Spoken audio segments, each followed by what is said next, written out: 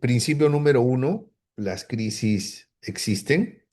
Principio número dos, las crisis llegan. Lo que no sabemos es cuándo van a llegar, ni tampoco sabemos cómo van a llegar, y mucho menos cuál es la magnitud de la crisis, y tampoco sabemos cómo vamos a responder en el momento, ¿no?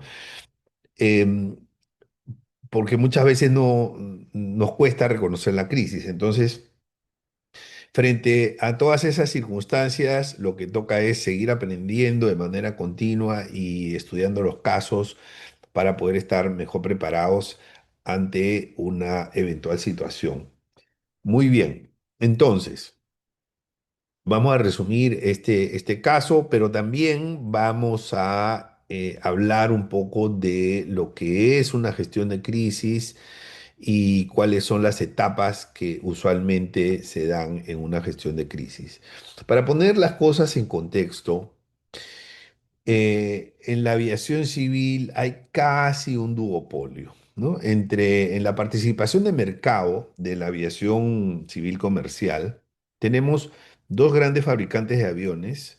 Tenemos el Airbus, que es una, digamos, empresa francesa, y tenemos Boeing, que es de Estados Unidos. Como comprenderán, digamos, la rivalidad que hay es, digamos, bastante fuerte. Compiten muchísimo, ¿no? A pesar de que es un duopolio, compiten muchísimo. La competencia, en el caso de ellos, no solo se da en cuanto a precios, características, como la competencia habitual. Por las características de la aviación civil, la competencia se da también en generación de confianza. Bueno, entonces, ¿qué es una de las variables más, digamos, importantes en la aviación civil? La confianza, y confianza tiene que ver con seguridad, principalmente. Entonces, bueno, en cuanto a participación de mercado, mm, esto ronda entre 41 y 37%, 41 para Airbus, 37% para Boeing. Estas cifras evidentemente son dinámicas, o sea que hay momentos en que Boeing se acerca mucho, hay momentos en que Boeing podría estar por encima, pero entre ambas representan casi el 80%, ¿no? Casi el 80%. Entonces, eh, aquí creo que me equivoqué en la suma, pero bueno, son 41% de Airbus, 37% de Boeing. En conjunto estamos hablando de cerca 78%, ¿no? Y luego tenemos Embraer, que es una brasileña, que pues tiene un 6%. Y el resto, ¿no? El resto. Bueno, entonces, otros fabricantes pequeños, ¿no? Pero bueno, eh, Boeing hace algunos años tuvo una crisis fuerte, no sé si recuerdan, con los 737 MAX, que quedaron sin poder volar porque tenían que pasar por una revisión. Entonces, eso obviamente afecta. Primero, la variable más importante, que es la confianza, y afecta indudablemente económicamente a las compañías en cuanto a sus ingresos, porque obviamente afecta a los pedidos, afecta a la producción. Si se afecta a la producción, se afectan los ingresos; se afecta a los ingresos, se afecta a la utilidad; si se afecta a la utilidad, se afectan los dividendos; y si se afectan los dividendos, se afecta el valor de la acción, porque son empresas que cotizan en bolsa, ¿no? Entonces, ahora, dentro de Airbus, el avión más famoso es el A320. El A320, más que un modelo, es una familia de modelos donde está el 318, 319, el mismo 320 y el 321. Todos tienen un formato similar, ¿no? Este es un formato de un solo pasillo. Entonces, muchos de nosotros hemos volado en ese 320, es el de un solo pasillo, ¿no? Tres asientos para un lado, tres asientos para otro lado y un solo pasillo. Ese es el famoso A320. Lo usa mucho Avianca. Yo creo que el 80-90% de la flota de Avianca tiene ese modelo A320. Copa no lo usa. Copa usa los Boeing solamente. Antiguamente Copa usaba algunos Embraer, pero los vendieron y se quedaron solamente con Boeing, ¿no?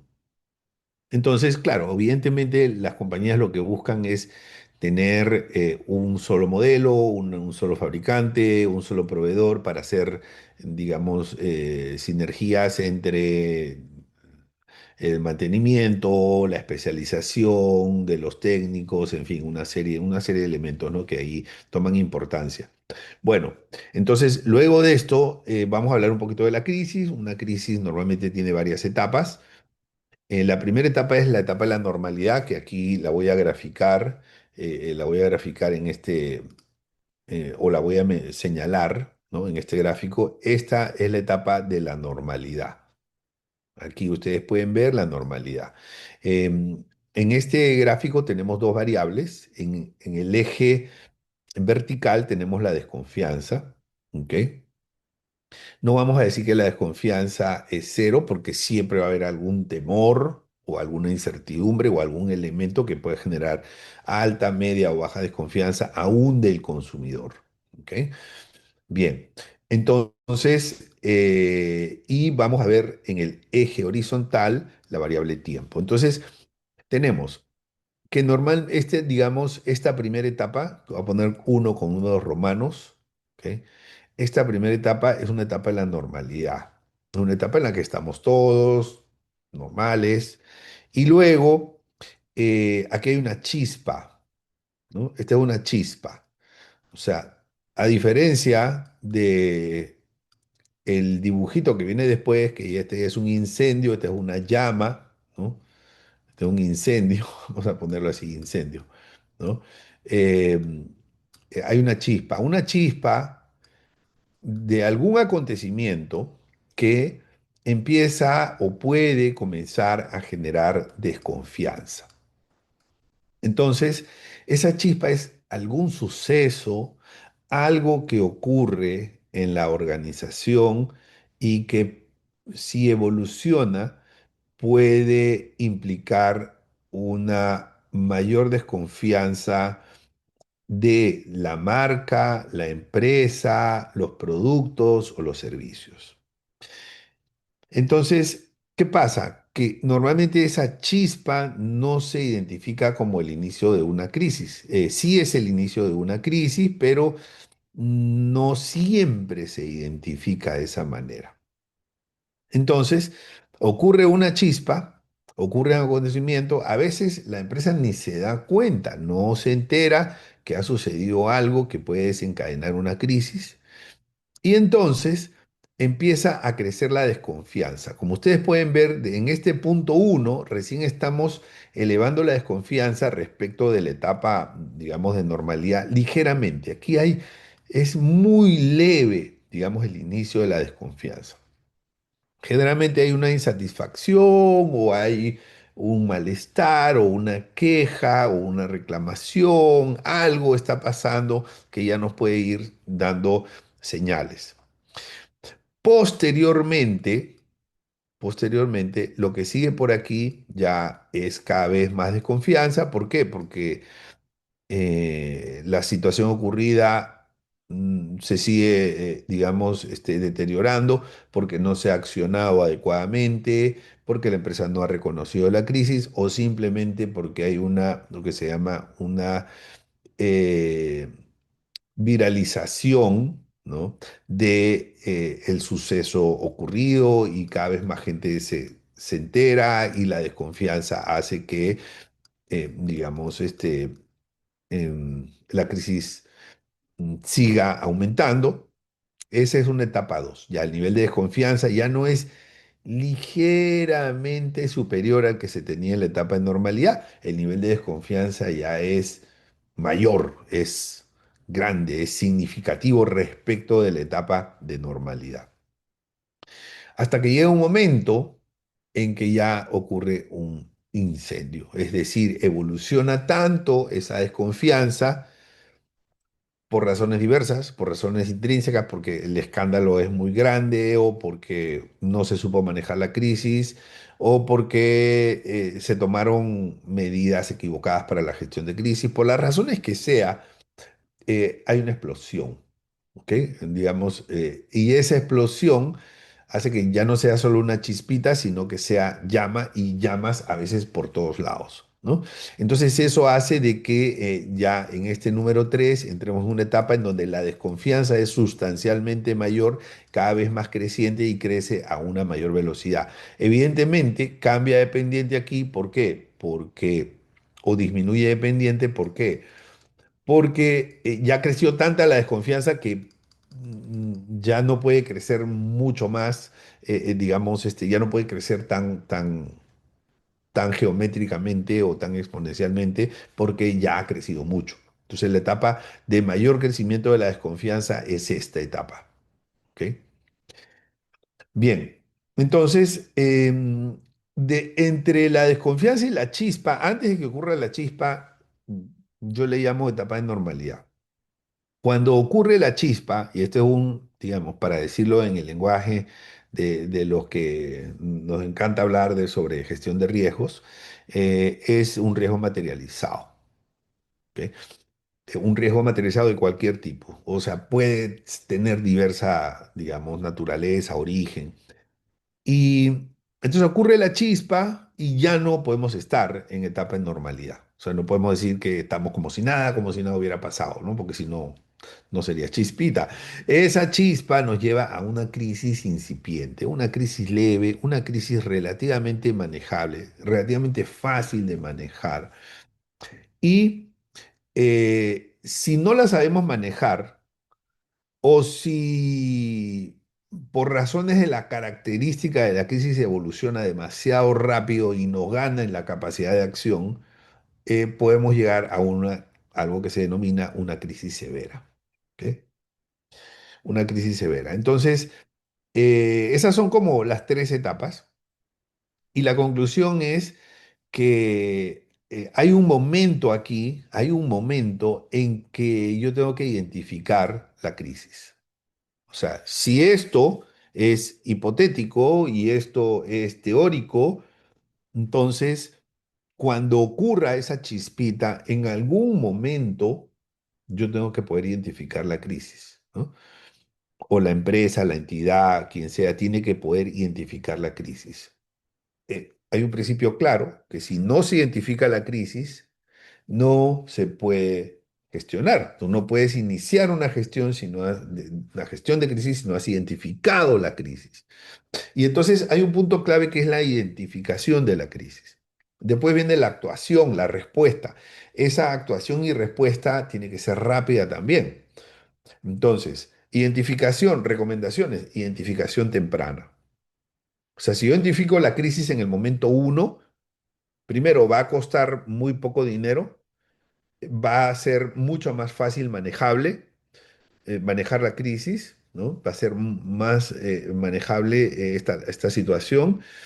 Y tercero, que es muy importante, digamos, el principal activo, que es la confianza, no se va a deteriorar, se va a mantener, ¿no? Entonces, eh, hay, digamos, un menor estrés en la organización, hay una menor pérdida económica y hay una menor pérdida de confianza. Entonces, mientras más rápido se identifique la crisis. Ahora, mientras mejor se gestione la crisis y en la gestión hay un elemento importante que es la rapidez y la efectividad, dos cosas, rapidez y efectividad. Yo puedo ser rápido, pero si lo hago mal, no me sirve. Yo puedo ser efectivo, pero si me demoro mucho, entonces, digamos, esa efectividad se pierde, ¿no? Digamos, se deteriora. Por lo tanto, nosotros queremos que la gestión, la identificación y la acción y respuesta se den lo más pronto posible, lo más cercano al número uno. Si me voy alejando en el número 2 o en el número 3, bueno, ya sabemos qué va a pasar. Va a ser más difícil gestionar la crisis. Voy a necesitar más recursos para comunicar, para interactuar, para convencer, para persuadir. Voy a estar en el ojo de la tormenta. Segundo, va a ser mucho más caro gestionar la crisis. El daño económico va a ser mucho mayor y sobre todo, lo más importante, el daño a la confianza va a ser sumamente elevado a tal punto que es posible que no se logre recuperar esa confianza, ¿no? O sea, ya incluso puede desencadenar en la terminación definitiva de la confianza de los clientes en la organización. Entonces, cuando uno tiene en cuenta esas etapas, que digamos esto es como el ABC de la gestión de crisis, y esto aplica para todo, ¿no? O sea, esto aplica para crisis de negocios, crisis de pareja, crisis de socios, de negocios, crisis de proyectos, de lo que sea. O sea, aplica para todo.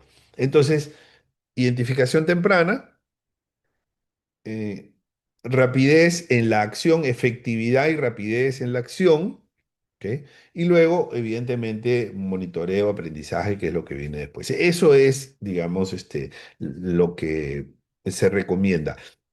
Evidentemente, nosotros que somos externos a la empresa Airbus, al ser externos, evidentemente tenemos la posibilidad de aprender, ¿no? De cómo se gestionó la crisis y ese es el objetivo de lo que vamos a conversar. Bueno, entonces todo se inicia, vamos a ver dónde está la chispita. Entonces, como ya nos pusimos en contexto, podemos hablar de la chispita. La chispita ocurre el 30 de octubre de este año, en donde en un vuelo en Estados Unidos, 15 pasajeros resultaron heridos porque se dio un brusco descenso de un avión, y era precisamente un Airbus A320. ¿Ok? Hay que tener en cuenta que la aviación civil es una industria regulada, o sea que hay autoridades, ¿no? Y son reguladores fuertes, son mucho más fuertes que los reguladores de los bancos, de las aseguradoras o del mercado de valores, créanme, que es un regulador sumamente fuerte. Entonces, y digamos, existen reguladores, ya la regulación tiene un alcance internacional, entonces, y por una razón obvia, ¿no? Estamos hablando de vidas humanas, de la seguridad y del peligro al que se pueden exponer vidas humanas. Entonces, bueno, ¿qué ocurrió exactamente este 30 de octubre del 2025? Un vuelo de la aerolínea JetBlue, ¿ok? Tuvo un percance mientras cubría la ruta de Cancún a Newark, ¿ok? Entonces, estaba haciendo esa ruta, este es el vuelo 1230, y de un momento a otro, el avión tiene un descenso de la altitud, ¿ok? De 7 segundos. Un descenso de altitud, claro, que esto es de 100 pies, ¿no? 100 pies, claro, cuando un avión está volando a 8.000 pies, 9.000 pies o 10.000 pies, tú dices 100 pies, no, no es nada. No, pues sí es bastante. O sea, son como 30 metros, ¿no? Imagínate que tú estás en el ascensor, ¿no? El ascensor está bajando y tiene un descenso repentino así de 30 metros, o sea, 30 metros no es poco, en- y en 7 segundos. Disminuye 30 metros en 7 segundos. Entonces, eso es como cuando estás en la montaña rusa, ¿no? Y viene la parte de la bajada. ¡Bum! Eso es un problema si digamos, pasajeros no tienen cinturón de seguridad, porque algunos pueden salir por la brusquedad del cambio, pueden salir, digamos, algunos de ellos de su asiento, pueden golpearse con otro asiento, con el piso, con el techo, con la ventana, ¿no? La cabeza, el hombro, algunas partes de su cuerpo. O sea, eh, por eso siempre recomiendan que uno lleve el cinturón de seguridad, ¿no? Y yo trato de tener el cinturón de seguridad. Yo sé que no es lo más cómodo, pero a veces lo pongo como suelto, ¿no? Pero siempre trato de tener mi cinturón de seguridad porque cuando ocurra una chispita, digamos en el sentido metafórico, ¿no? Cuando ocurre una chispita, digamos, esa chispita no siempre te va a avisar. Estamos muy acostumbrados a que el piloto nos avise y nos diga, estábamos pasando por una zona de turbulencia, por favor póngase sus cinturones, asegúrense su cinturón de seguridad. Estamos acostumbrados a eso. Pero eso es lo previsible. Pero en gestión pero en riesgos, los riesgos no son, los sucesos no son todos previsibles.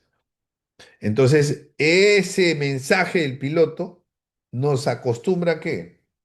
Nos acostumbra a lo previsible. Pero lo no previsible, para eso tenemos que tener lo que se llama la prevención.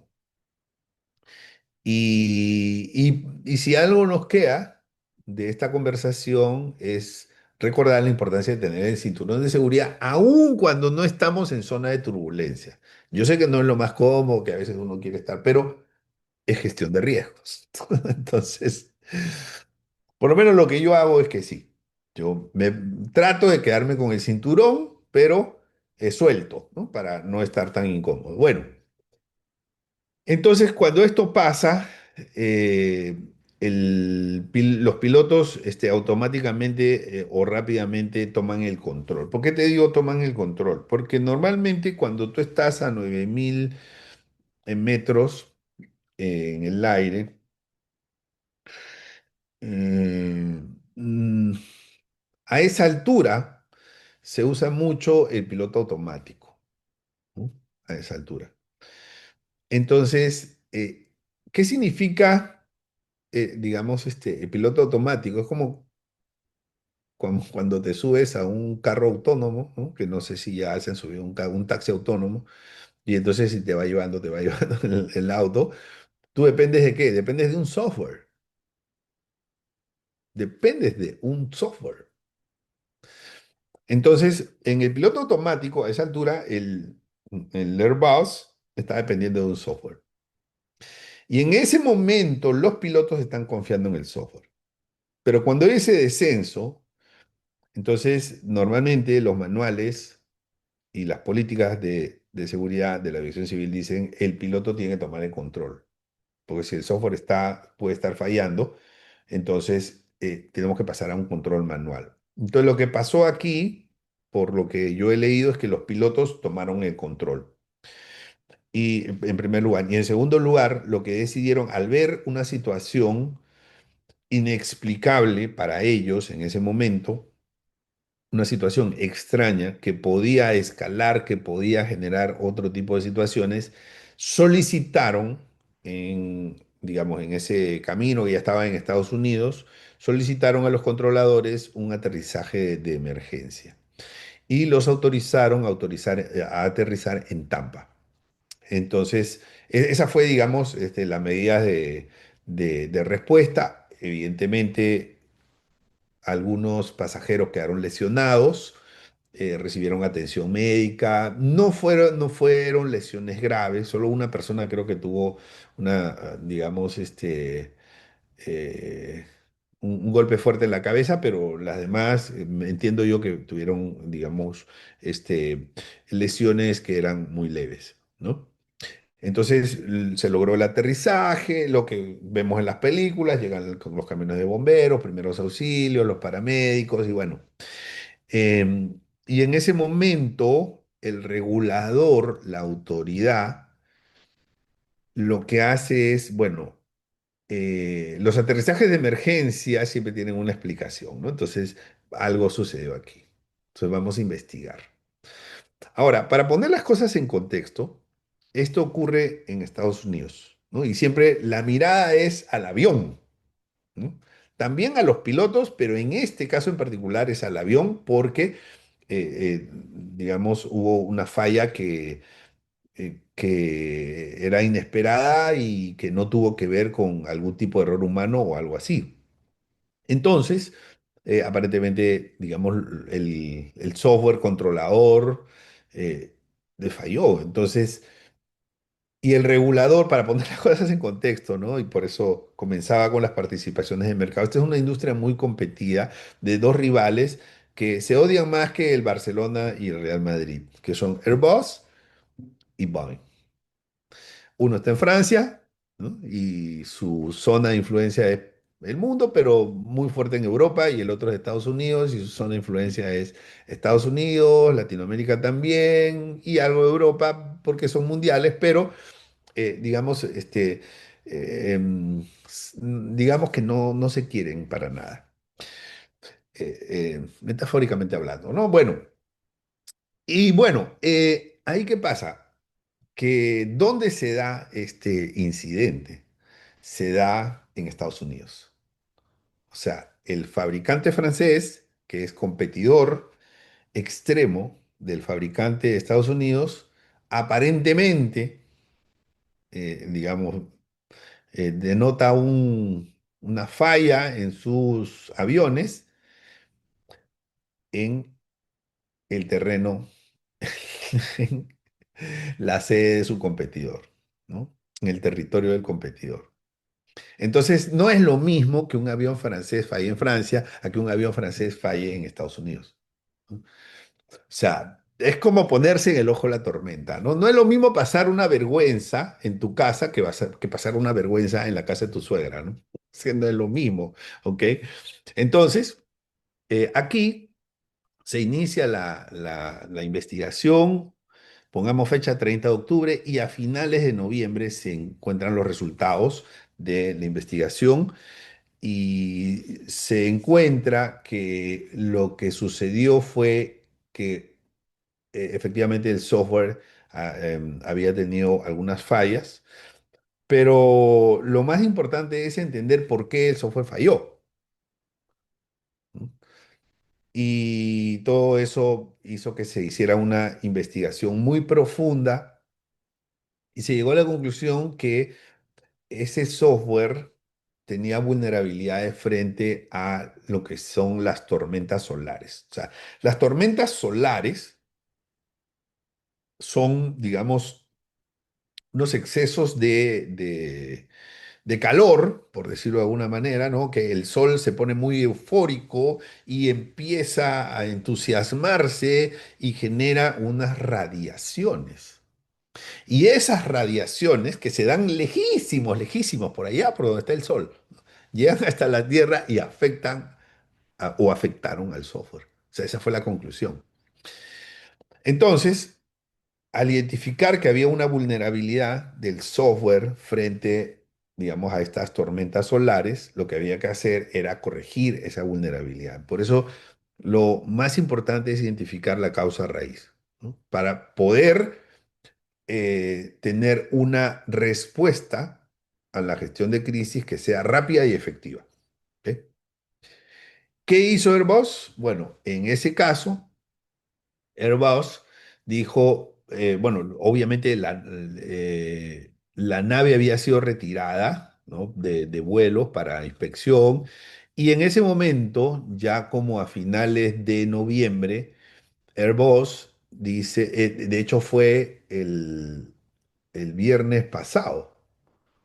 El viernes pasado, mientras nosotros estábamos en el Bancaforo, Airbus estaba anunciando al mundo que tenían que dejar de volar los aviones Airbus A320 y su familia para una actualización de software.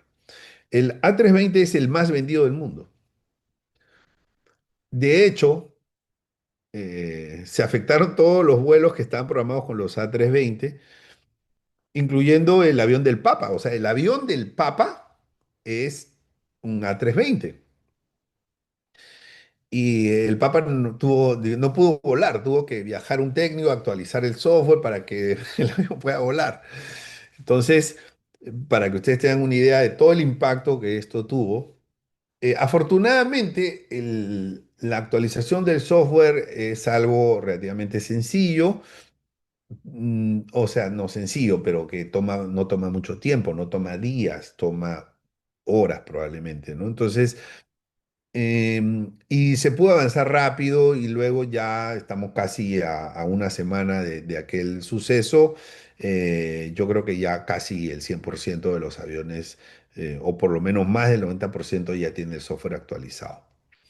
En Latinoamérica se afectó mucho a Avianca porque como el 80-90% de los aviones de Avianca son Airbus de él, justamente los A320. Y justamente se usan mucho estos A320 para vuelos internos de Avianca, ¿no? Donde tienen una participación importante, pero también para vuelos internacionales. Entonces, Avianca lo que hizo fue que dejó de vender. dejó de vender boletos aéreos, ¿no? Por 3 días más o menos. O sea, dejó de vender de manera casi indefinida, pero tuvo que afrontar una crisis. La crisis viene porque primero dejan de vender.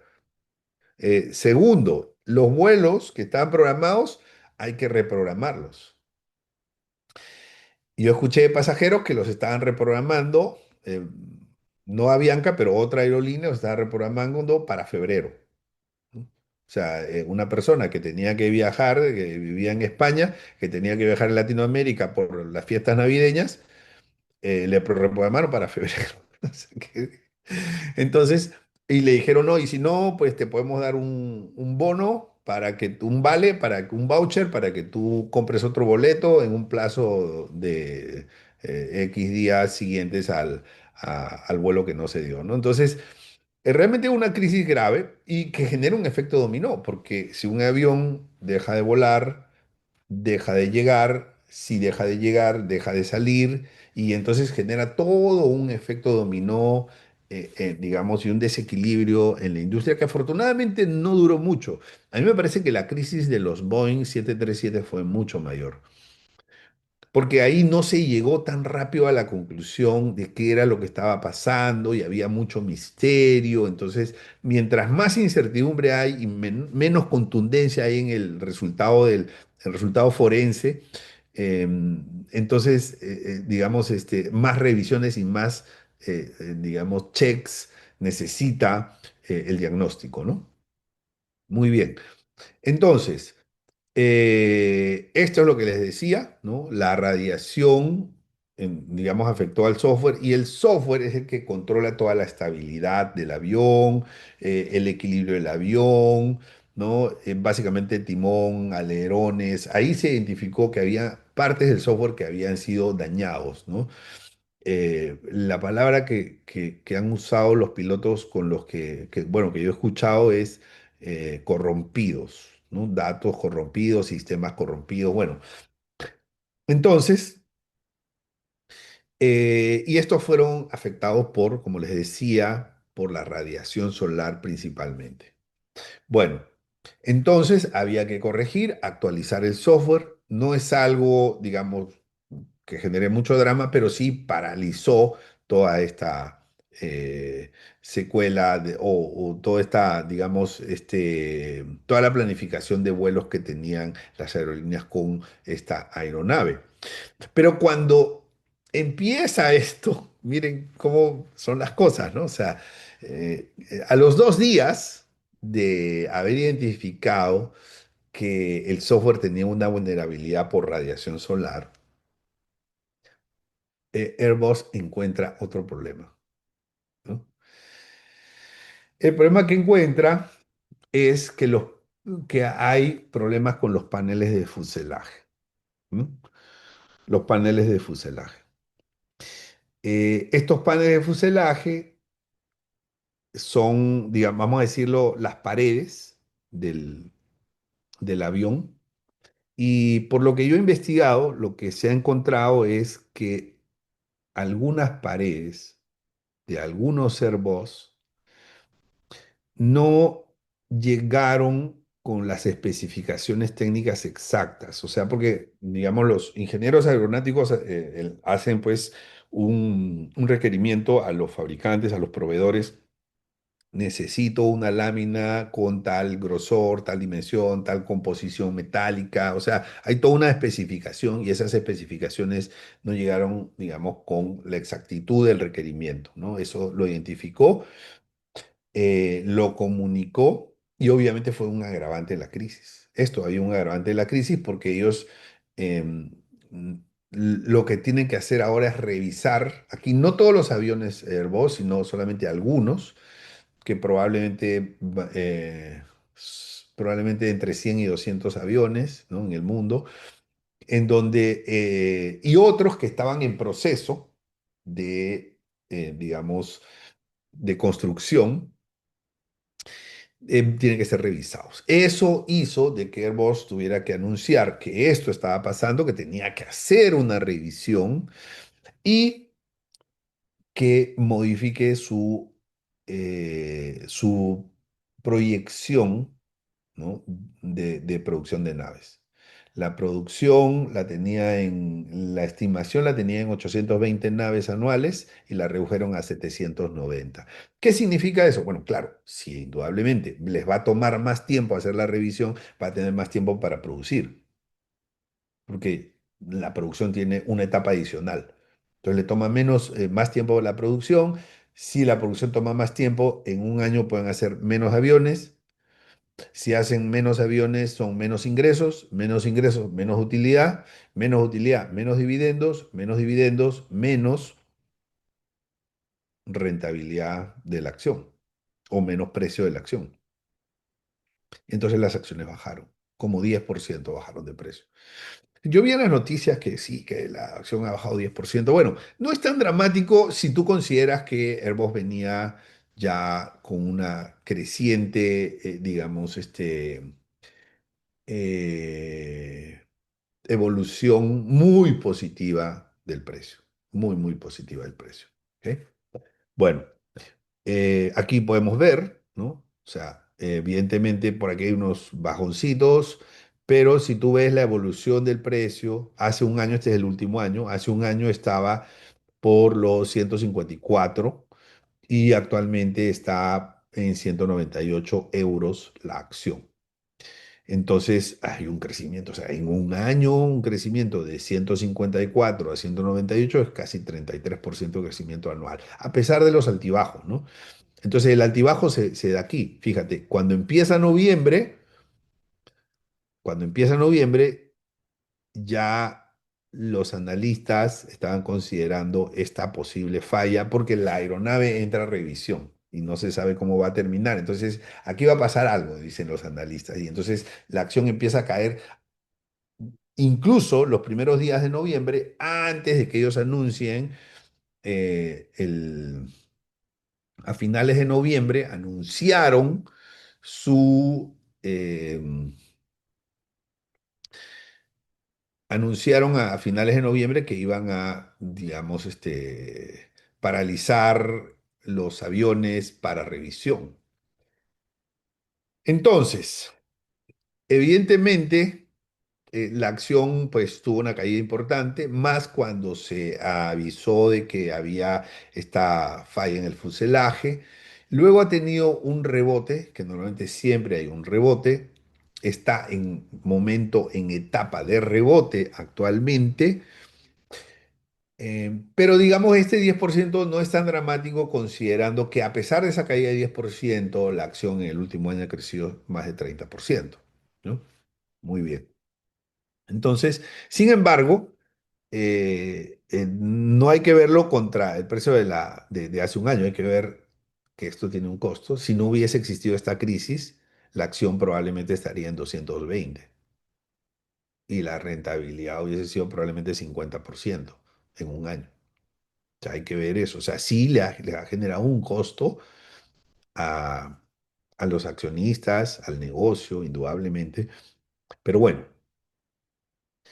Tenemos por aquí la última lámina que les he traído, que es cuáles fueron los factores clave en la gestión de crisis de los A320. O sea, ¿qué cosa hizo bien? ¿Qué cosa hizo bien eh, Airbus? Yo diría que para ponerlo en términos, digamos, resumidos, primero que nada, lo que hizo fue una identificación temprana. Eso es algo que ellos hicieron bien, ¿no?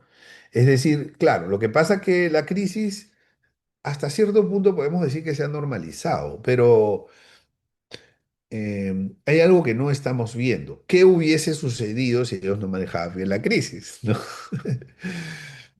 Como hicieron una identificación temprana, luego hicieron una respuesta, ¿no? Hicieron una investigación profunda. La investigación no solamente es para la industria de la aviación civil, la investigación es para cualquier tipo de industria. La investigación consiste en llegar a la causa raíz. Entonces, si uno no hace una investigación profunda y llegar a la causa raíz, que además implica llegar a esa causa raíz y actuar rápido, entonces es muy difícil poder gestionar la crisis, ¿no? Entonces, la tercera es una rápida actuación. Y una cuarta, una rápida actuación, ¿por qué? Porque una vez que identifican, ¿no? En un mes no es poco tiempo, o sea, vamos, que un mes no es poco tiempo si uno toma en cuenta en la cantidad de días, 30 días, pero cuando uno ve el grado de sofisticación que implica la industria y de la aeronáutica, esos 30 días sí puede ser relativamente un periodo corto, ¿no? Hay investigaciones que toman mucho más. Y el cuarto punto que me parece importante es la transparencia. La transparencia, ¿por qué? La transparencia porque ellos comunicaron, y los que conocen el caso de Boeing saben que ahí sucedió lo contrario. O sea, estas cosas que les estoy mencionando aquí, la identificación temprana, la investigación profunda, la rápida actuación, la transparencia, no ocurrieron en el caso Boeing, ¿no? Y desde esa crisis de Boeing, Airbus ha tenido mejor desempeño en el precio de la acción y le ha ganado en participación de mercado también. Entonces, la transparencia. La transparencia es decir, bueno, esto es lo que pasó, ¿no? Estas son las razones. Eh, Muchas veces hay que ser transparentes o sea, con el primero que hay que ser transparente es con el regulador. Cuando ustedes tengan alguna situación que no tiene que ser de crisis, comuniquen al regulador con transparencia. Es mejor que el regulador se entere por ti a que se entere por él o por otros. Entonces, primero, transparencia con el regulador. Y segundo, transparencia con los dueños del negocio. Los verdaderos dueños del negocio son los clientes. ¿Por qué? Porque sin ellos no hay negocio, ¿no? Entonces, y son los usuarios, son los que compran. Entonces, transparencia con ellos también. Yo creo que esos factores fueron importantes, ¿no? Identificación temprana, investigación profunda, rápida actuación, porque cuando nosotros vemos esta curva de maduración de la crisis, evidentemente, mientras más se demore uno, que fue lo que pasó con el caso de Boeing, mientras más se demore uno en gestionar la crisis, los impactos van a ser peores, ¿no? Bueno. Eh, Esas son las lecciones aprendidas de este caso de gestión de crisis y estos cuatro elementos que están por aquí les queda a ustedes y nos queda a todos nosotros como una lección de aprendizaje para poder hacer una gestión de crisis, ¿no? ¿Es fácil? No es fácil. No es fácil. Identificación temprana. La identificación es en el momento en que te das cuenta que estás en crisis, que reconoces la crisis y convocas al comité de crisis. Si te demoras mucho tiempo en convocar al comité de crisis, no estás haciendo una identificación temprana. Ahora, si el comité de crisis no delega esta investigación o no decide adecuadamente, tampoco nos ayuda, ¿no? Muy bien, amigos y amigas, muchísimas gracias.